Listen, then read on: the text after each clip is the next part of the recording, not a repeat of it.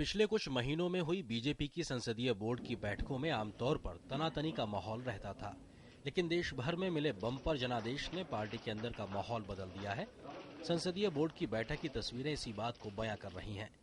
दिल्ली के 11 अशोक रोड स्थित बीजेपी मुख्यालय पर मोदी के स्वागत समारोह के बाद पार्टी संसदीय बोर्ड की बैठक शुरू हुई।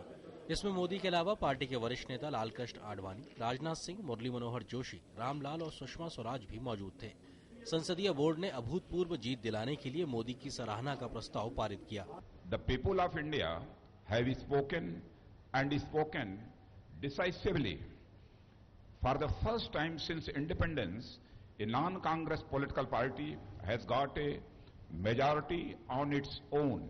The board expresses its deep sense of appreciation for all its workers, leaders, and social and cultural organizations who put in a Herculean effort to ensure this win.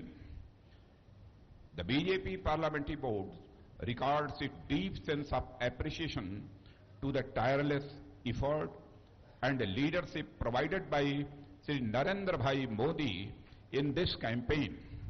माना जा रहा था कि बैठक में मोदी की शपथ ग्रहण की तारीख तय होगी, लेकिन ऐसा नहीं हुआ। पार्टी ने तय किया है कि 20 मई को बीजेपी संसदीय दल की बैठक होगी, जिसमें मोदी को औपचारिक तौर पर नया नेता चुना जाएगा। बीजेपी संसदीय दल का नेता चुनने के बाद एनडीए की भी बैठक होगी, जिसमें मोदी नेता चुने जाएंगे। इसके बाद ही अगली सरकार का खाका साफ हो सकेगा और शपथ ग्रहण की तारीख तय होगी। गुजरात में नए मुख्यमंत्री का चयन करने के लिए पार्टी ने थावरचंद गहलोत को गुजरात का पर्यवेक्षक बनाया है। बैठक के बाद मोदी ने देशवासियों के साथ मीडिया को भी धन्यवाद दिया। भारत के लोकतंत्र का ये महापर्व चुनाव बहुत ही उत्साह और उमंग के साथ संपन्न हुआ है। उसमें मीडिया की भी एक विशेष भूमिका रही है। मैं आप सबका भी बहुत आभार व्यक्त करता हूं। नतीजों से पहले माना जा रहा था कि आडवाणी, जोशी और सुषमा पार्टी में दरकिनार किए जाने से नाराज हैं, लेकिन आज की बैठक से संकेत दिया गया है कि पार्टी में सब कुछ ठीक ठाक है।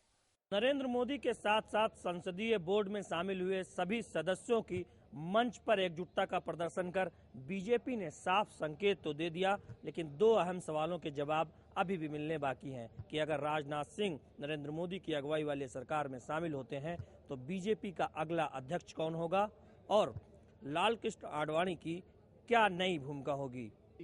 मोदी प्रचंड बहुमत से सत्ता में आए हैं और इससे सरकार के साथ ही पार्टी में उनकी पकड़ मजबूत होगी।